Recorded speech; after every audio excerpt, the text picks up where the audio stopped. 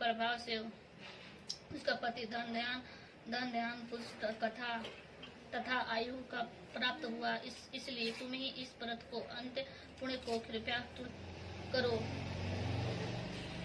सूत जी करने लगे कि ऋषियों इस प्रकार श्री कृष्ण जी ने बच्चों के बचनों का सुनकर द्रौपदी ने इस करवा चौथ के व्रत का किया, जिसके प्रभाव से साग्राम में गौरव को जीतकर अनुतलिनी राज्य प्राप्त किया, जिससे उनका सब दुख चला गया और नहीं जाता रहा। क्या हिंदी थोड़ी कमजोर आती है ना? हाँ, हिंदी कमजोर आती है। हिंदी का वो कितने साल हो गए पढ़े हुए, अरे हो गया बुढ़ी पढ़ने। हिंदी कमजोर। एक चौथ व्रत का था, दूसरी कथा है ये। सब थोड़ी पढ़नी है, पढ़नी कौन सी? पढ़नी है, हमने क्या पता, ये दूसरी कथा है। तो बहुत सारी है उसमें तो। ये कथा तो पढ़ दी है, तो सारी थोड़ी पढ़ना है, एक ही पढ़ना है। बस दो कथा दोनों पढ़ना है, दो कथा दोनों पढ़ना है, दोनों पढ़ना। क्योंकि करवा चौथ व्रत कथा ये कौन था? मैं सुना हूँ पढ़ के। नहीं क्या करे, ऐसा पढ़ते हैं क्या? पूजन विधि है, करवा चौथ व्रत कथा। ये दो कथा हर किताब में।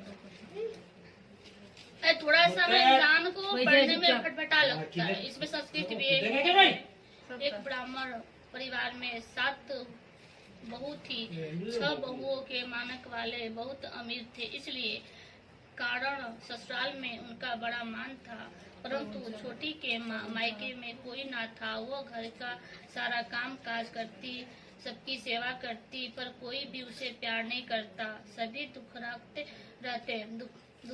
रहते। जिस त्योहारों पर भी जब उसके मायके से कोई ना आता तो वह बहुत दुखी होती थी। हर वर्ष की तरह इस वर्ष भी करवा चौथ का व्रत आया। अन्य बहुओं के मायके उनके भाई करवा लेकर आए, पर छोटी के मायके में यदि कोई होता तो करवा भी लाता। सास भी छोटी को भी खरी होती सुना रही थी।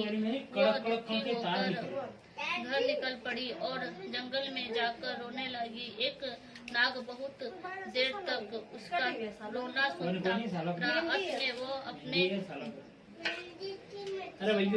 बिल से निकल आया। कथा छोटी से पूछने लगा, बेटी क्या बात है, तुम रो क्यों रही हो? छोटी बोली, आज करवा चौथ है, मेरा कोई भाई नहीं है। यदि मेरा कोई भाई होता तो आज जरूर करवा लेकर आता। नाग को छोटी पर दया आई। नाग ने कहा, बेटी तुम चलो, मैं अभी करवा लेके आता हूँ। थोड़ी देर बाद में नाग ससुराल पहुंचा। ससुराल वाले इतना सामान देकर चकित हो गए। सास और प्रसन्न हो गई। सास ने प्रसन्न मन से छोटी को नाग देवता के साथ भेज दिया। नाग देवता ने छोटी को अपना सारा महल दिखाया और कहा, जिसने दिन चाहो आराम से रहो, मन चाहा खाओ, मन चाहा पहनो। एक बात याद रखना, सामने रखी नाद कभी मत खोलना। छोटी सारा समय महल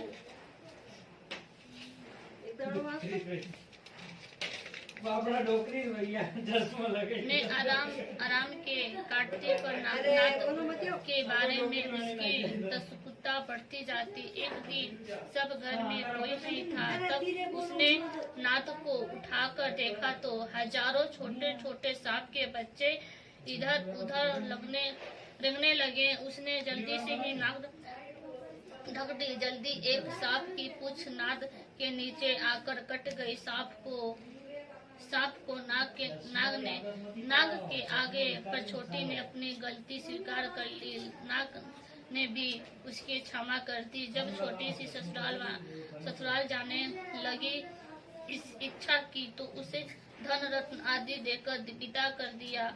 छोटी के ससुराल में जब उसकी बड़ी इज्जत होने लगी, जिस सांप की पूंछ काटी थी उसे सभी बड़ा कहकर तंग करते पूछा कि मेरी पूछ किससे काटी है। माँ ने कहा कि छोटी के नाद उठाने पर जल्दी से रखने और तुम्हारी पूछ कट गई। वह बोला कि मैं छोटी से बदला लूंगा। माँ एक बहुत समाने पर भी एक दिन तुम चुपचाप छोटी के घर जा पहुंचा और मौका पाकर उसको काटने की सोचने लगा। वहाँ छोटी और उसकी सास में किसी बात पर बहस हो रही थी। छोटी कसम खाकर कह रही थी कि मैंने ऐसा नहीं किया। वह कह रही थी कि मुझे बड़ा भैया से प्यार कोई नहीं कर सकता, कि किन कसम खाकर कहती हूँ। मैंने सोचने लगा जो मुझे इतना प्यार करती है मैं उसे काटने आया हूँ। वो चुपचाप घर चला गया। माँ ने पूछा ले आया बहन से बदला? वो कहने लगा माँ बहन से कैसा बदला? तभी से बड़ा भाई छोटी बहन हुई। भाई प्रति वर्ष करवा चौथ के दिन करवा लेकर जाता। बहन बड़े प्यार से करवा चौथ का व्रत सांप लेके करवा चला गया। बहन खत्म हो गई था। नहीं दी। ये दूसरा आरती है। आरती करते हैं। बताओ उसके मायके से कोई नहीं था। 3 बहू थे। 3 बहू में 2 बहू के मायके वाले अच्छे थे। छोटी बहू के मायके वाले कोई नहीं था। मायके वाले कोई नहीं था तो उसको बहुत दुख होती थी कि सबके मायके से आता, मेरे मायके में कोई नहीं, कहाँ से आएगा। तो जंगल में चले करवा दिन। जंगल में गए तो बिल में सांप निकला। बोला बहन तुम क्यों रो रही हो? तो उसने बोले करवा चौथ है, मेरे मायके में कोई नहीं है, मैं अनाथ हूँ, मेरे करवा ले कौन आएगा? उसने बोले कि बहन चलो मेरे साथ। वो अपने घर गया। वो अपने महल में गया नाग लेकर अपने बहन को। उसको वहाँ पे रखा। उसने बोला कि अब जो खाओ चो साओ पहनो जैसे रहो वैसे रहो, बट एक नाद मत खोलना। उसने बोले ठीक है। उसका भाई चला गया। नाग चला गया तो उसने नाग नहीं खोलना। नाग है नहीं, नाग तो है लेकिन खोलने का क्या मना? नाग को नाद मत खोलना तू। उसने बच्चे लोग थे नाग का, तो उसमें बहुत सारे थे। तो उसको बोला कि तुम नाद मत खोलना। 108 बच्चा। हाँ 108 बच्चे। तो उसने उसका भाई चला गया, खोल दी। उसका भाई आने लगा नाद को बंद करने। जब बंद करने लगी ना तो उसका हल्दी पोछ कट गया।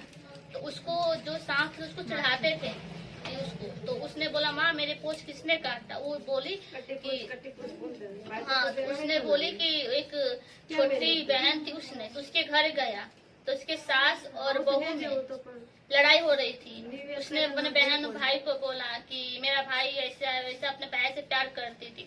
उसने बोला कि जब मेरी बहन मुझसे इतना प्यार करती है तो मैं क्यों काटा? वो वहाँ से चला गया। तो उसकी माँ जाके पूछी कि तुम बहन को काट के आ गया? तो बोला नहीं, बहन से कैसे काटूं, वो तो मेरी बहन है, मैं नहीं काटूं।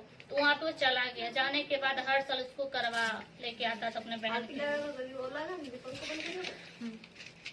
आरती कैसे करूँगा? तू आई है वैसे करिए ना। जाती थोड़ी देखी तो वीडियो बंद कर दे अब। जी मोबाइल ये तो है वीडियो साल लो आर्टिस्ट करो क्या आरती का आज होने लगा नहीं होने लगा। पापा फेसबुक पे डालेंगे और क्या गाना लगा। दो तो गए फोटो पे ये कौन सी आरती करनी? लक्ष्मी जी की।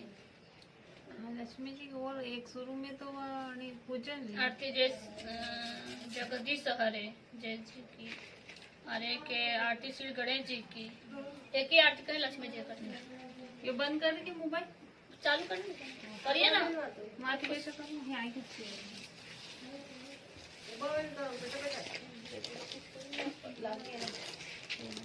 थोड़ी पाचे रहता चुनरी अभी आ जाओ।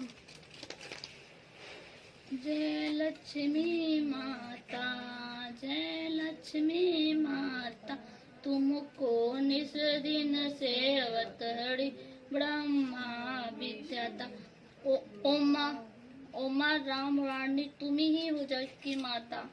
सूर्य चंद्रमा ध्यान नगद जिससे गाता। दुर्गा रूप निर्जन सुख संपत्ति दाता। जो कोई तुमको ध्यान सिद्धि पाता। तुम ही हो पताल वंशी तुम्ही हो सुगंता कर्म प्रभाव प्रकाश निधि मायरी पेरा में छिंदनी रे जगनिधि से ताता। संस्कृत में मेरे को आई नहीं रहा। हाँ, जिस घर के धरो वर्षों ते ही में गुड़ आता कर न सके सोई कर ले मनी आता। तुम बिन यज्ञ न हो वस्त न कोई पता खाना पान का भय तुम ही बिन को दाता। शुभ गुण सुंदर मंदिर छिर निधि जाता रतन सतुसंता को कोई नहीं पाता। हे आरती लक्ष्मी जी की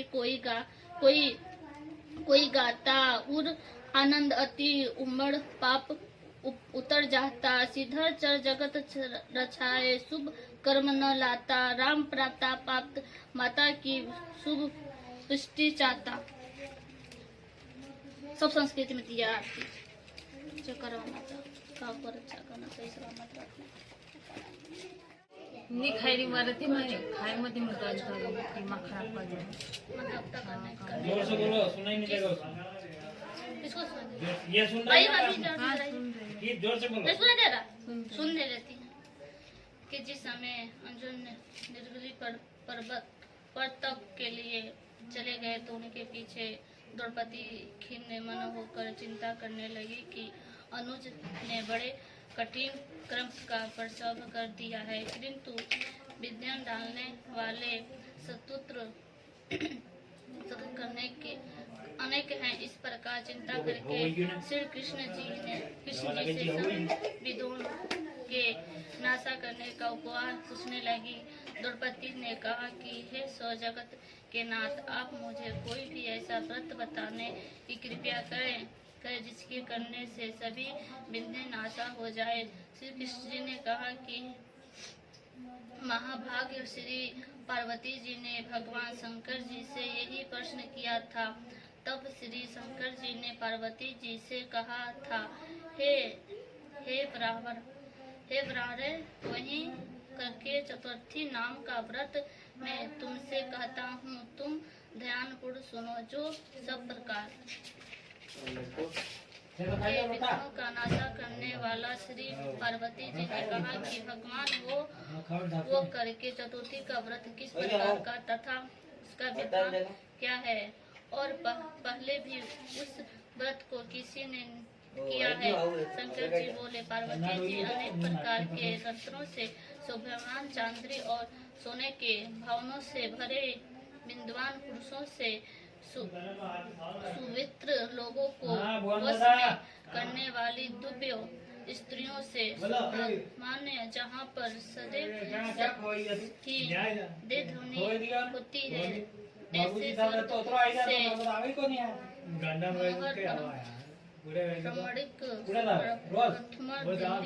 शहर में एक वेदशर्मा नामक ज्ञानी ब्राह्मण रहता था। उसकी पत्नी का नाम लीलावती था।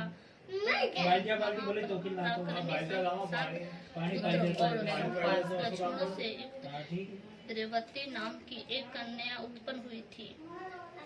उनकी आंखें नील कमल के समान और मुख चंद्रमा के समान था। उसके विवाह के योग्य समय आ जाने पर वेद शर्मा ने एक वेद शास्त्र के ज्ञात विद्वान प्राण को विवाह विधि से उस प्रदान कर दिया, जिसके पश्चात वीरवती ने अपने भाइयों के स्त्री भौजाइयों समेत गौरी का व्रत किया। फिर कार्तिक कृष्ण की चतुर्थी के दिन व्रत पावास कर संकाल में शयन कर सबने भक्ति भाव से पट वृक्ष का चित्र बनाकर उसके नीचे शंकर जी के, गणेश जी के और स्वामी कार्तिक के साथ पार्वती जी का चित्र बनाया और ओम नमः शिवाय इस मंत्र से धन्य पुरुष और आच्छादित से गौरी का पूजन किया। फिर शिवाजी, गणेश जी तथा षष्ठान का अलग अलग पूजन करती हुई पकवान अक्षत तथा दीपक से युक्त दर्श करवा और गेहूं के पिसान और गुड़ के बीने पकौड़ा तथा और भी उनके प्रकार के फलादित भोजन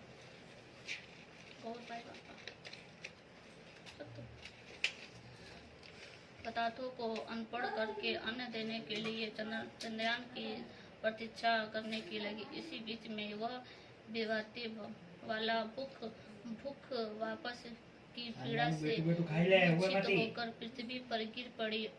तब उसके सब भाई बांधन रुदन करने लगे। फिर बीरवती का मुख धोकर पंखे से हवा करके उसको झांस बढ़ाने लगे कि अब चंद्रमा उदय होने वाला ही है। उसका भाई चिंतायुक्त होकर एक महान वस्त्र विस्त्र और चंद्र गया।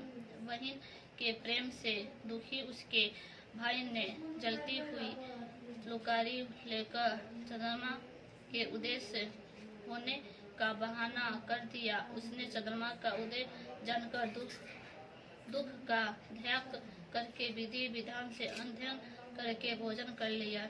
इस प्रकार व्रत के दुष्ट होने जाने के कारण उसका पति मर गया।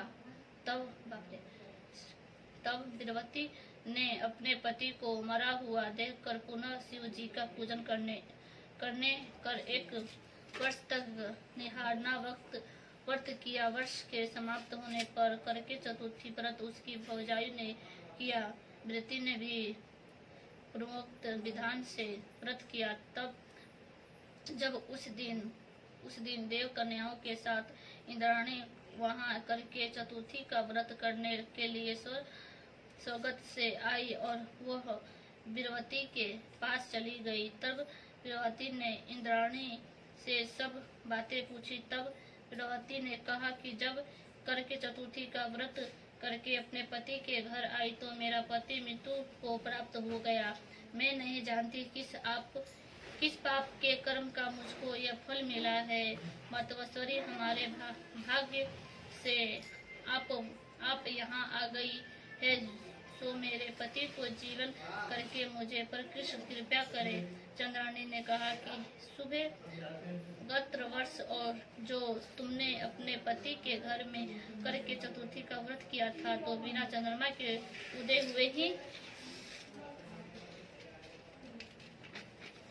हुए तुमने अध्ययन दिया, इसलिए व्रत दुष्टि हो गया और तुम्हारा पति मृत्यु को प्राप्त हो गया। अब तुम तन्य के साथ इस करके चतुर्थी का व्रत करो। इस व्रत के प्रभाव से भी तुम्हारे पति को जीवित कर दूंगी। श्री कृष्ण जी ने